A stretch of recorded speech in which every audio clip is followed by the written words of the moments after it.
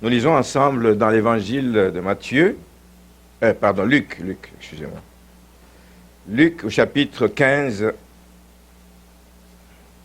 J'aurais bien voulu lire l'entièreté du chapitre, mais non, je vais lire jusqu'au verset 10.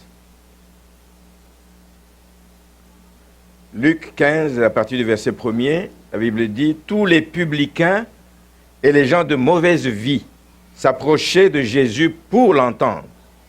Et les pharisiens et les scribes murmuraient, disant, « Cet homme accueille des gens de mauvaise vie et mange avec eux. » Mais il leur dit cette parabole. « Lequel d'entre vous, s'il a 100 brebis et qu'il en perde une, ne laisse les 99 autres dans le désert pour aller à la recherche de celle qui est perdue jusqu'à ce qu'il la trouve.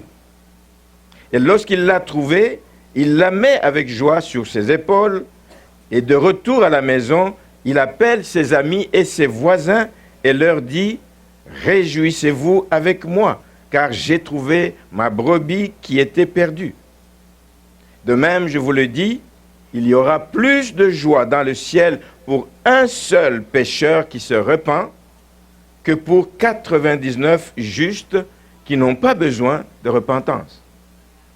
Ou, quelle femme, si elle a 10 drachmes et qu'elle en perde une, n'allume une lampe, ne balaye la maison et ne cherche avec soin jusqu'à ce qu'elle la trouve. Et lorsqu'elle l'a trouvée, elle appelle ses amis et ses voisines et dit « Réjouissez-vous avec moi, car j'ai trouvé la drachme que j'avais perdue. » De même, je vous le dis, il y a de la joie devant les anges de Dieu pour un seul pécheur qui se repent. Amen. Amen. Une bonne nouvelle. Il y a la joie dans le ciel pour un seul pécheur qui se repent. Un seul. Un seul. Et quand on gagne une seule âme, on dit, c'est tout ce qu'il y a après tant d'années d'efforts.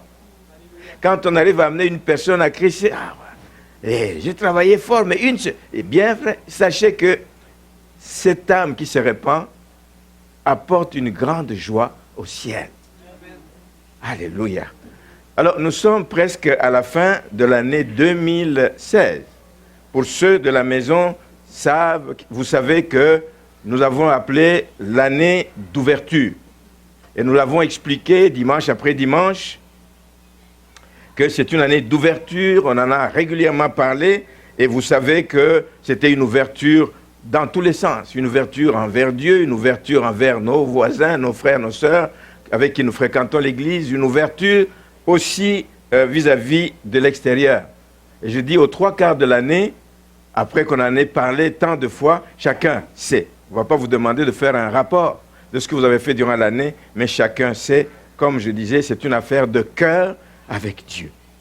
C'est une affaire de cœur avec Dieu. Chacun sait ce qu'il a fait, chacun sait ce qu'il n'a pas fait durant cette année. Mais ce matin, si je prends la parole, c'est que je voudrais rappeler un des aspects de cette ouverture qui visait quoi comme but? Qui visait l'ouverture vis-à-vis de l'extérieur.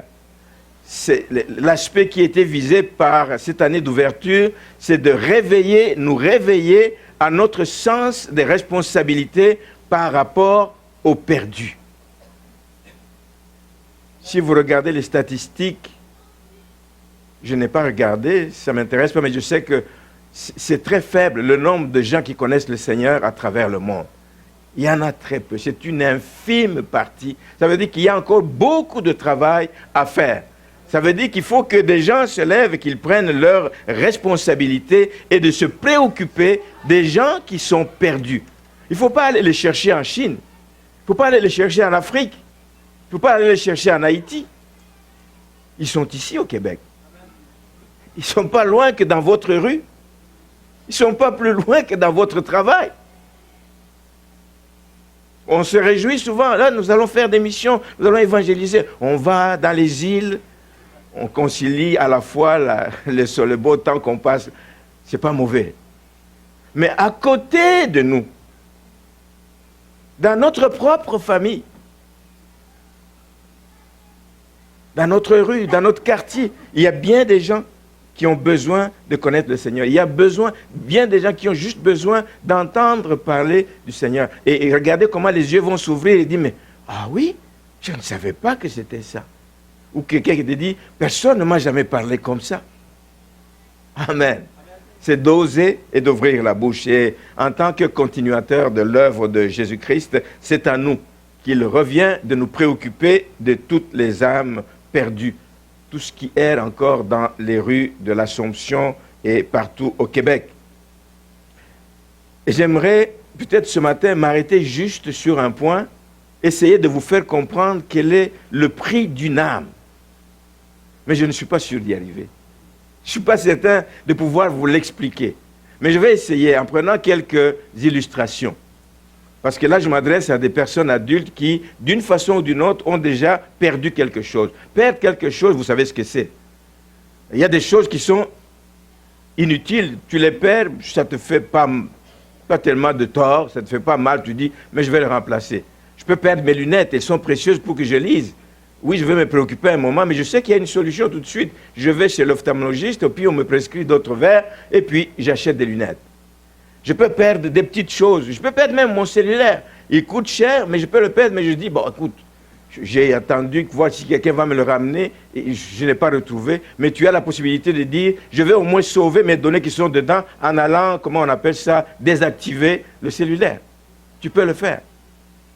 Tu peux perdre, pour ceux qui aiment les animaux de compagnie, tu peux perdre un chat. Ça devient un peu plus touchy à ce moment-là. Un chat, tu t'y attaches. Un chat, tu lui as même donné un nom. Un chat est précieux pour toi. Un chat fait partie finalement de ta vie. Quand tu perds un chat, ça devient autre chose que de perdre les lunettes et le cellulaire. Tu te préoccupes, tu vas tout faire pour chercher le chat. Tu vas tout faire pour essayer de trouver ton chat. Tu vas même payer de l'argent. D'afficher ici, envoyer des communiqués là-bas, envoyer des photos sur YouTube, partout pour... Voici mon chat qui s'appelle tel, qui est perdu. Je vais aller plus loin, je monte en gradation. Tu peux perdre un fils, une fille. Pas qu'elle est nécessairement morte ou qu'il est mort, mais tu peux le perdre parce qu'il a fait une fugue. S'il y en a qui l'ont déjà connu ici, savent combien c'est difficile. C'est comme si tout s'écroule autour de nous, c'est comme si le monde s'arrêtait, l'enfant est parti, les parents commencent à se culpabiliser. Y a-t-il quelque chose que je n'ai pas fait de bon pour que cet enfant agisse comme ci, agisse comme ça? Il se culpabilise, on se porte mal, ça peut même affecter votre santé.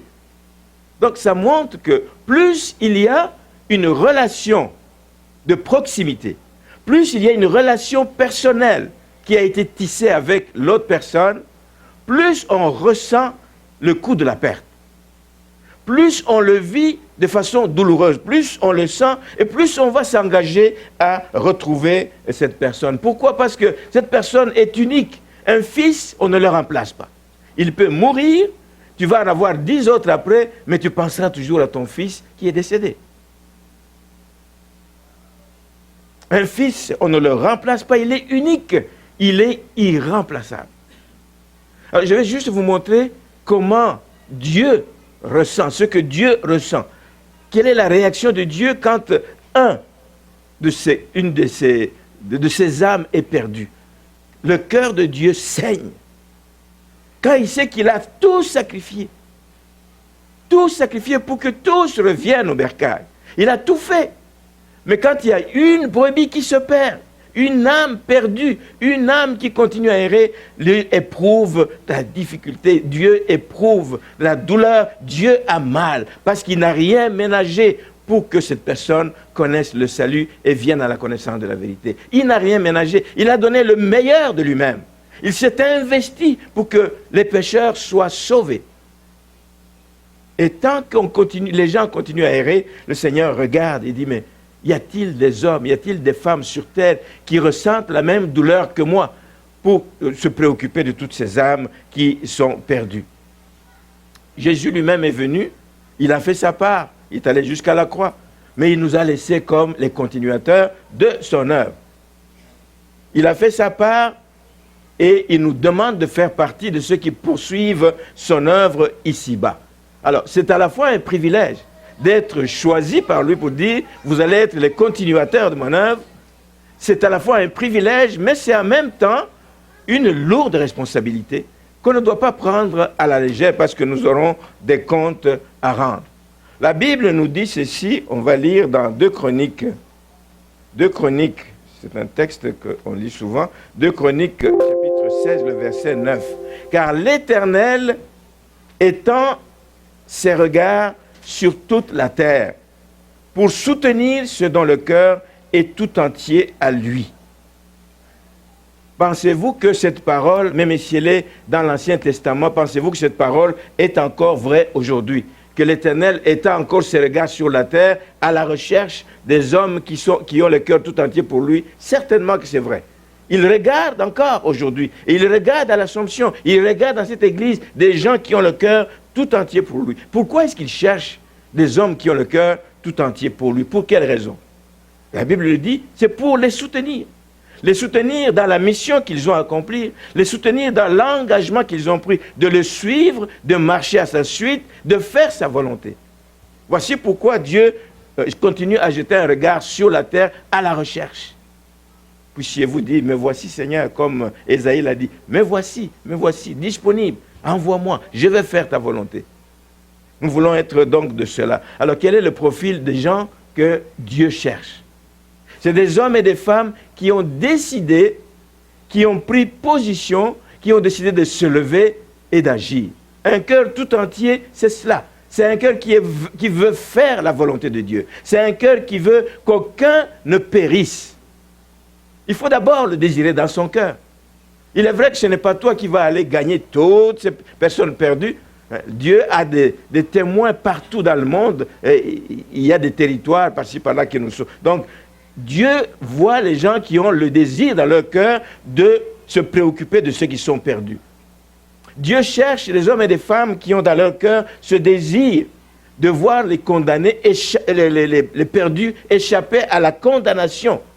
Parce que nous savons, et la parole nous éclaire que ceux qui pêchent, ceux qui meurent dans le péché, ils vont vivre l'éternité sans Christ, dans des tourments éternels.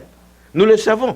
Alors, si nous avons un cœur qui aime, comme Dieu aime, mais nous allons nous préoccuper de ces personnes. Dieu cherche des personnes qui s'engagent en conséquence donc à retrouver toutes les âmes perdues.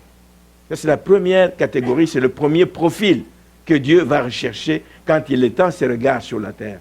Ma prière pour cette église, pour chacun de vous, c'est que vous ayez un tel cœur qui veut toujours faire la volonté de Dieu.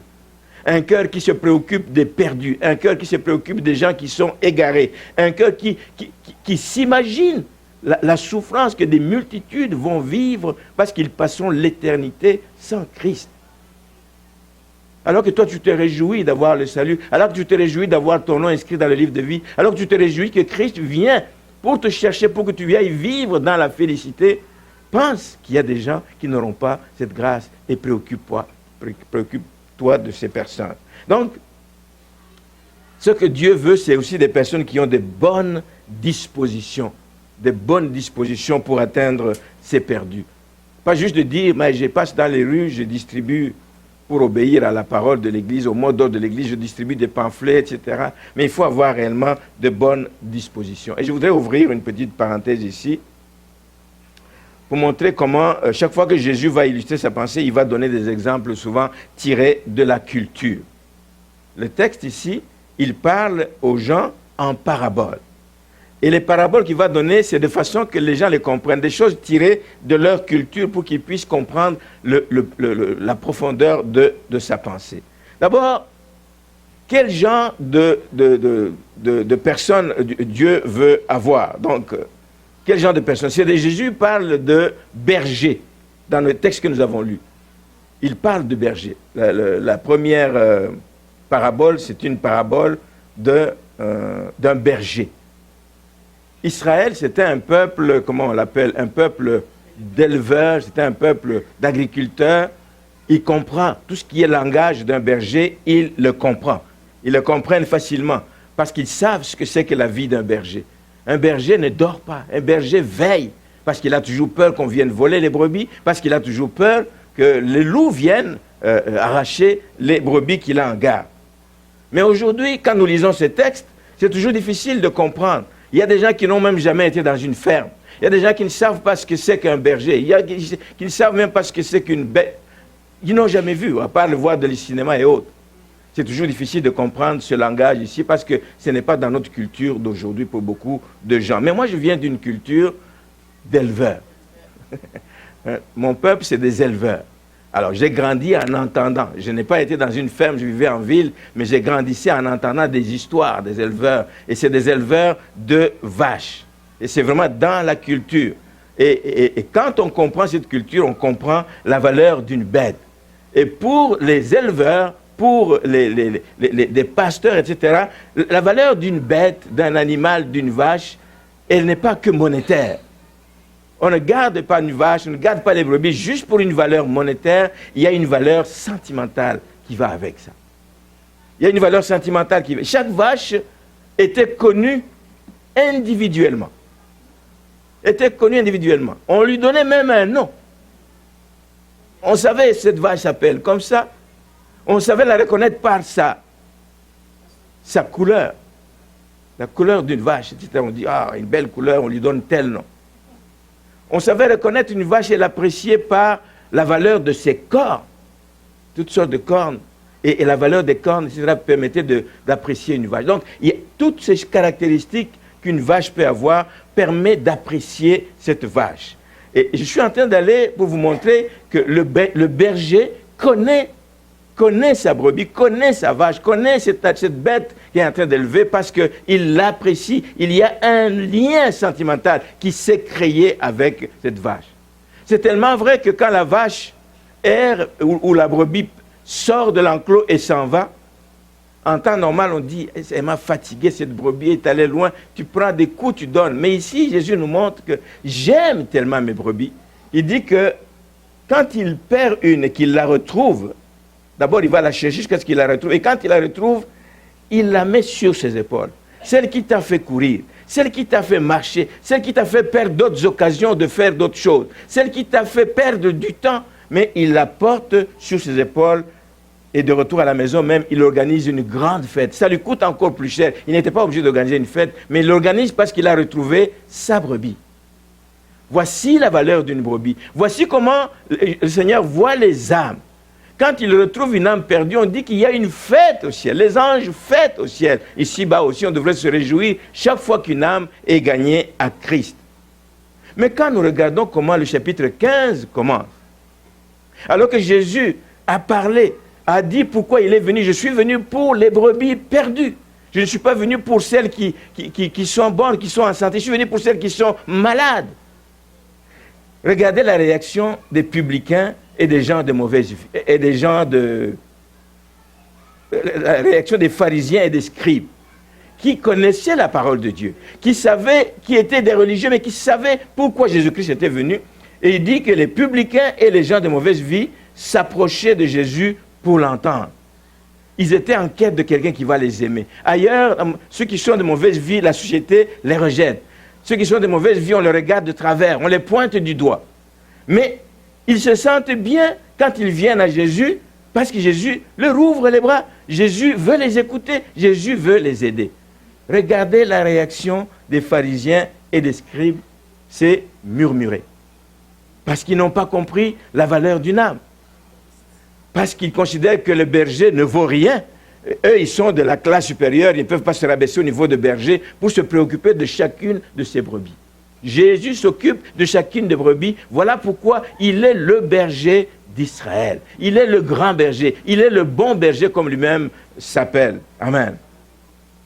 C'est le même principe donc que Jésus veut faire comprendre ici aux pharisiens. Quand ils murmurent, Jésus ne les arrête pas pour amorcer une discussion. Il dit, mais vous n'avez rien compris. Jésus ne les arrête pas. Il dit que c'est une peine perdue. Il faut que je leur parle de manière qu'ils puissent comprendre. Jésus n'entend pas de discussions inutiles et stériles avec des gens qui murmuraient, qui n'allaient de toute façon rien comprendre parce qu'ils ne connaissent pas la valeur d'une âme. Ils ne savent pas qu'une âme compte pour Dieu. Dès lors qu'eux se considèrent comme étant de la classe supérieure, ils se considèrent comme étant privilégiés, mis à part, ils croient que tout leur doit. C'est comme ça que les pharisiens se voyaient. Rappelez-vous de celui qui prie, moi je donne plus que les autres. Moi je... Il se sent supérieur, juste, privilégié, sans faute, sans tâche, sans rien. Mais il ne se préoccupe pas des autres. Mais Jésus utilise des paraboles pour leur répondre. Parce qu'il sait que les paraboles, ça va leur parler. Parce qu'il sait que ça va les toucher directement. Et il veut leur donner à travers cela une leçon.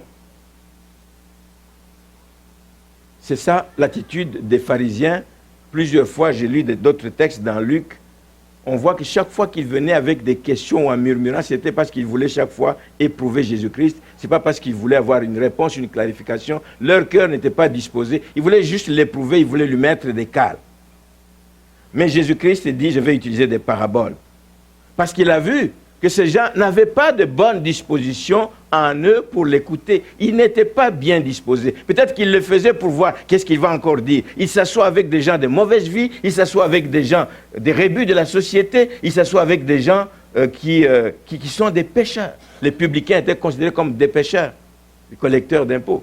C'est des pécheurs, c'était considéré comme des voleurs. Comment lui, qui se dit maître, peut s'asseoir avec eux? Il leur montre que je ne suis pas seulement maître, mais je suis le berger, avec un cœur de berger, qui aime, qui recherche, qui veut sauver, qui veut libérer ceux qui sont dans les chaînes. Mais eux, les pharisiens et les scribes, n'avaient pas de bonne disposition du tout pour comprendre ce que Jésus allait leur dire. Ils ne voyaient pas les pécheurs comme Dieu les voit.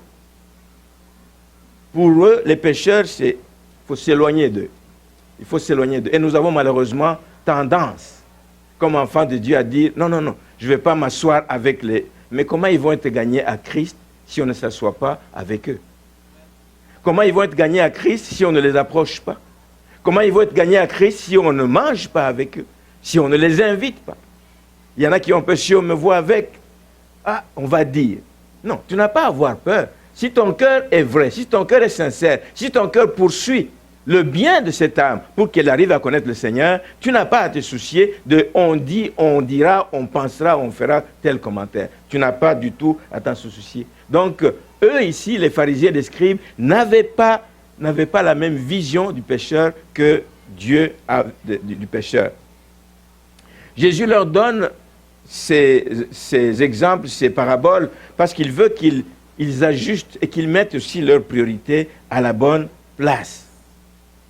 Eux veulent toujours se considérer comme supérieurs. Mettez vos priorités à la bonne place, comme nous aussi devons mettre nos priorités à la bonne place. Il n'y a rien qu'on devrait ménager pour gagner des âmes à Christ. Rien. Je vais en reparler tout à l'heure. Nous voyons l'exemple de berger, mais il a pris aussi l'exemple d'une femme. La femme a la même réaction. La femme a dit drachme. C'est des pièces, c'est des pièces genre de monnaie à l'époque, d'origine grecque.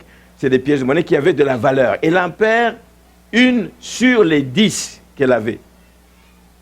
Tu peux réagir en disant, bon écoute, elle ne s'est pas perdue sur la route, elle est perdue dans la maison, je prendrai le temps de chercher un jour, je trouverai de toute façon, ou bien mon enfant ou quelqu'un le ramassera et me le redonnera. Et il dit, non, non, j'arrête tout. Elle arrête tout, elle allume une lampe, fait de la dépense pour de l'huile, elle balaye la maison, elle cherche avec soin jusqu'à ce qu'elle la trouve. Dans les deux cas, et le berger et la dame ici, la femme ici, cherchent ce qu'ils ont perdu jusqu'à ce qu'ils les trouvent. Alors, ces deux personnes que Jésus a données comme exemple, le berger et cette femme, représentent comment est le cœur de Dieu. C'est vraiment une représentation du cœur de Dieu. Parce que le berger, il prend des risques. Il va aller même à des endroits escarpés pour aller retrouver sa brebis. Il prend des risques pour une brebis perdue et il prend même le risque de laisser les 99 autres en disant « Je les retrouverai certainement, mais il faut que je trouve cette brebis, elle a de la valeur. » La dame aussi ne se contente pas de 9 drachmes seulement, mais elle dit « Il faut que je trouve celle qui est perdue parce qu'elle compte. » La drachme qui est perdue compte pour moi et elle met toutes les dispositions, elle prend toutes les dispositions pour retrouver celle qui est perdue. Jésus parle à ces pharisiens et nous parle à nous aussi ce matin. Que nous puissions nous préoccuper de développer certaines dispositions pour avoir du succès dans notre vie chrétienne. Et c'est vraiment le message avec lequel je vais terminer ce matin. Il nous encourage à développer certaines dispositions, les mêmes qu'ont le berger, les mêmes qu'a cette femme qui a perdu sa drague. Des dispositions pour que nous puissions avoir du succès et que nous puissions réussir notre vie chrétienne et notre vie des disciples. Et nous allons voir rapidement ces dispositions et on terminera avec ça. La première disposition que nous voyons et que Dieu veut que nous ayons, c'est la compassion des âmes. Sans la compassion des âmes, nous ne pouvons absolument rien faire.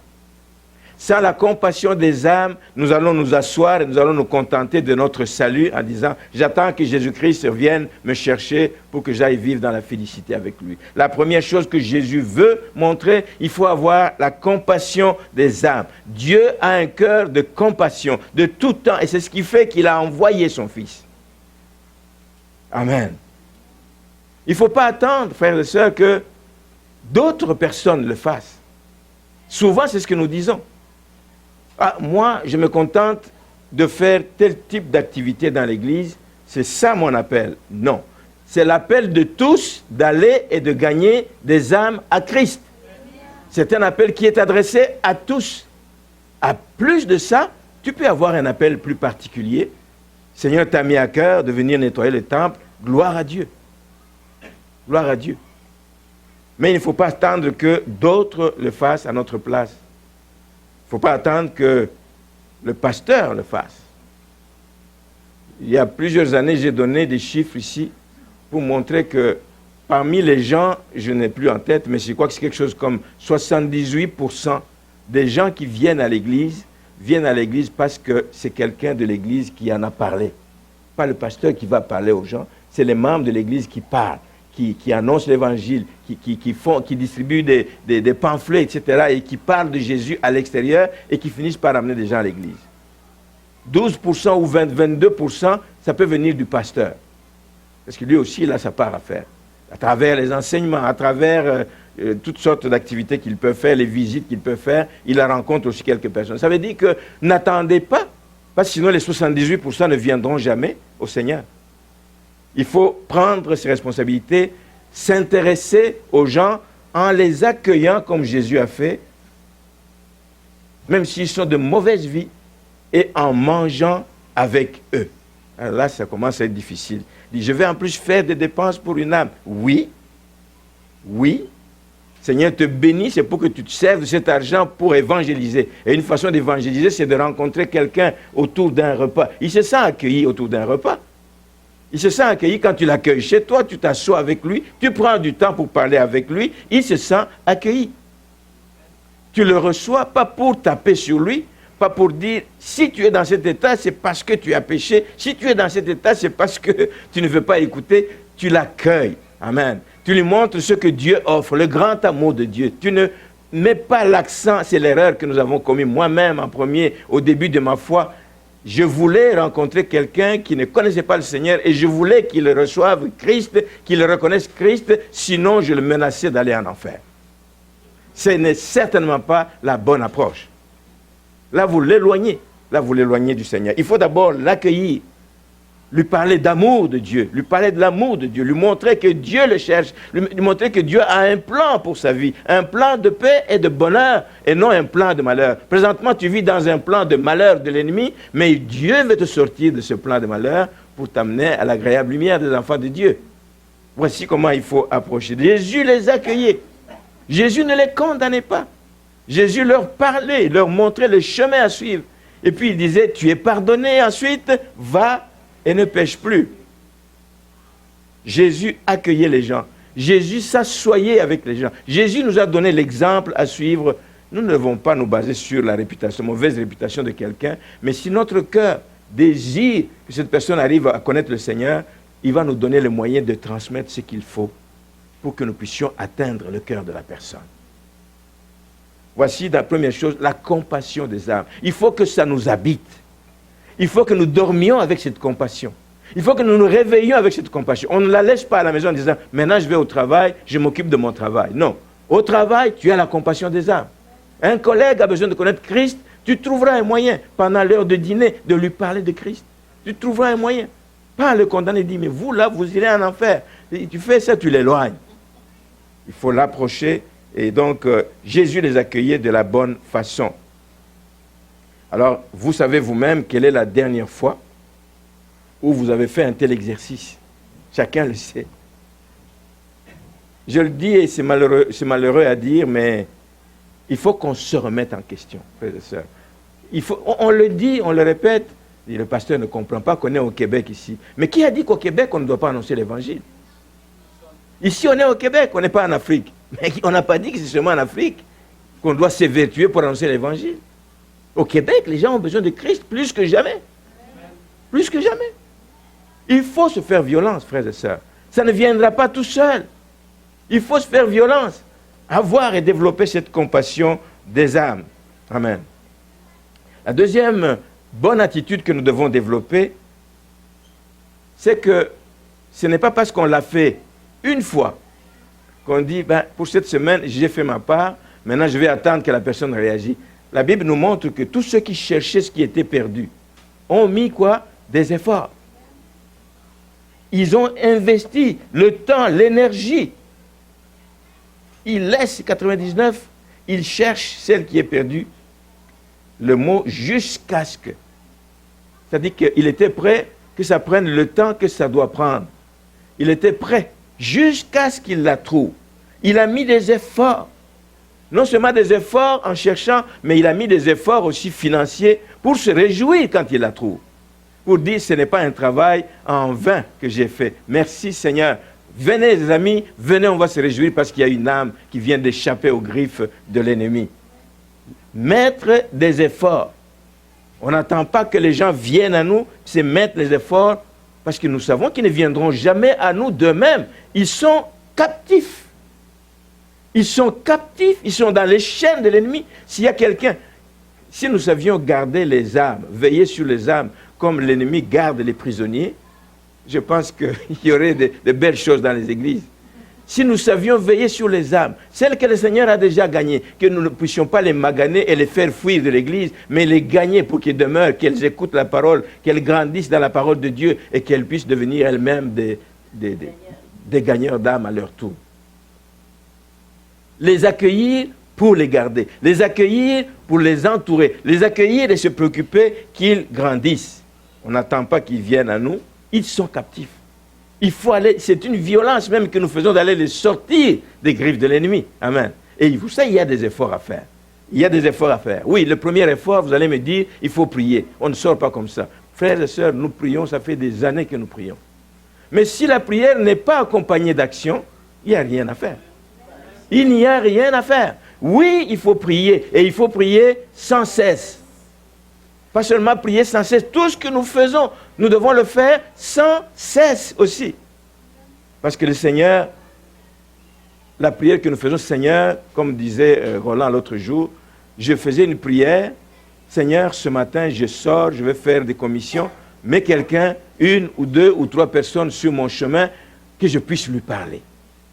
Et le Seigneur va le faire. Il l'a vécu. Mais quand il a arrêté de le demander, il ne voyait plus rien.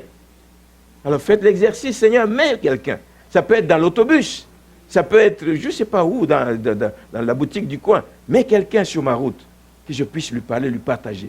Et il va créer des circonstances. Mais il faut saisir ces circonstances, parce qu'il y en a beaucoup que le Seigneur crée pour nous, mais nous passons à côté de ces circonstances. On dit, mais on me regarde, on va m'entendre, qu'est-ce qu'on va penser de moi? C'était une circonstance extraordinaire pour parler de Christ à quelqu'un qui se plaignait des souffrances qu'il a. Il dit, il y a quelqu'un qui peut te sortir de là. Ah oui? Je connais quelqu'un qui peut t'aider. Ah oui? C'est qui? Tu. Amen. Mets quelqu'un sur ma route. Priez pour ça. Et priez sans cesse.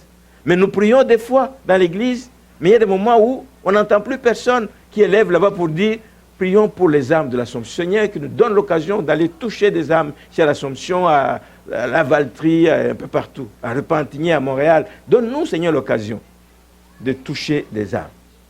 Il y a une autre façon de fournir des efforts. Parce que c'est vrai, nous n'arriverons pas partout, nous sommes limités. et par le temps, etc., et par les moyens. Mais nous devrions aussi, le deuxième aspect que nous devons faire, c'est supporter des missionnaires.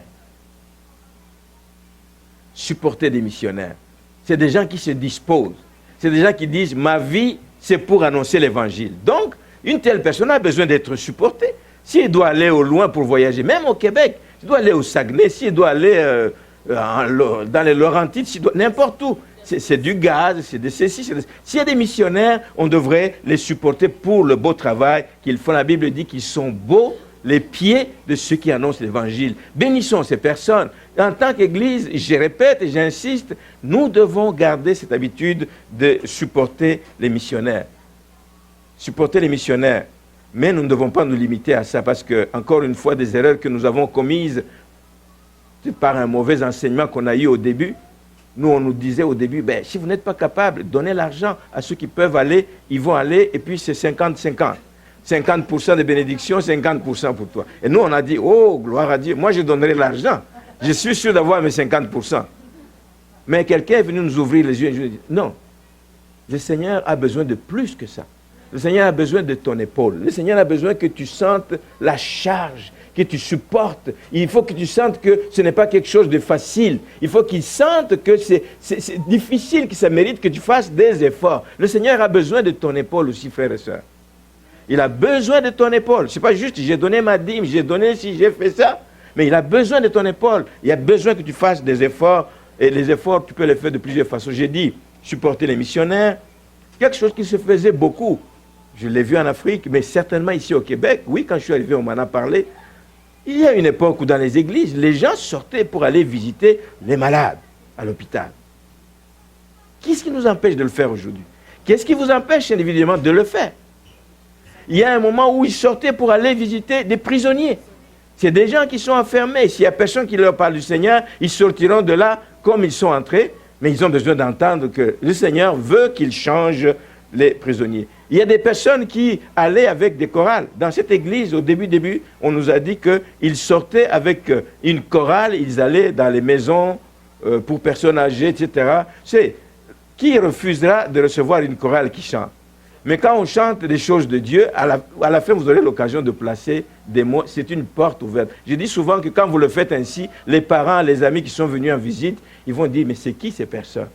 Ah, on ne savait pas qu'il y a une église à l'Assomption. Une porte ouverte pour que l'évangélisation se fasse et que les gens viennent connaître le Seigneur. La Bible nous dit ceci dans le livre des Actes des Apôtres, au chapitre 10, je vais lire.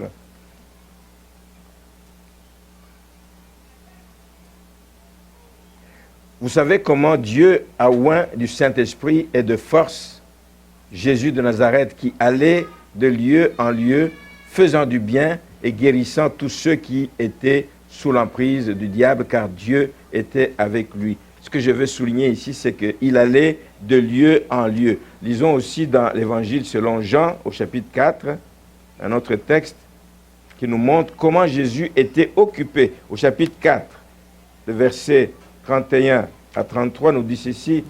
Pendant ce temps, les disciples le pressaient de manger, disant, « Rabbi, mange. » Pendant ce temps, c'est quoi? Il est en train de témoigner à une femme. C'est une âme que Jésus veut gagner. Mais l'heure de manger est passée. Il le presse de manger, disant, « Rabbi, mange. » Mais il leur dit quoi? Il dit, « J'ai à manger une nourriture que vous ne connaissez pas. » Et les disciples se disaient donc les uns aux autres, « Quelqu'un lui aurait-il apporté à manger ?» Jésus leur dit, « Ma nourriture est de faire la volonté de celui qui m'a envoyé et d'accomplir son œuvre. » Sa vie, la vie de Jésus ici sur terre, lisez les évangiles, sa vie n'était pas de tout repos. Il manquait parfois le temps de manger. Il voulait se retirer avec ses disciples pour aller à côté, mais les foules venaient. Jamais il a dit, renvoyez-les, renvoyez-les. Non. Les foules sont des brebis égarées, il les voyait avec compassion, il les accueillait et il passait des repas, parce qu'il voulait fournir aussi cet effort. Donc, c'est en fournissant des efforts, c'est en persévérant, je parle de persévérance, je ne parle pas d'acharnement, comme je l'ai dit. Il ne faut pas s'acharner sur une âme. Il ne faut pas harceler une âme, mais il faut persévérer. Ne pas s'arrêter à une première approche, mais continuer une autre fois. Mais il faut surtout se réjouir lorsque le résultat est là.